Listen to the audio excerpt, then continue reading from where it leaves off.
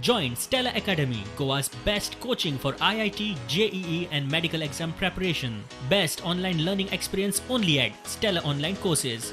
Call us now. Today we have 60 new cases. We have around 25 odd cases, 26 cases from Mangalore.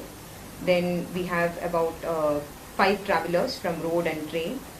Then we have the primary contacts of some of the people who tested positive yesterday in Kumbhajua, Konkani, etc. So that brings our total number of active cases to 454. We have one critical patient who has been admitted in COVID hospital today.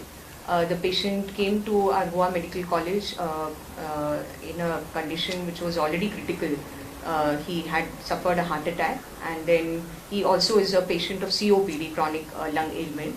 So his test was taken because of the fact that he's COPD, and therefore it comes under the SARI category, which we always test when such patients come to GMC. When found positive, he was shifted to COVID hospital. He's currently on the ventilator in the COVID hospital. It in Chimbal proper. Moti Dongor, the survey, we have done a survey of the area and samples have already been tested.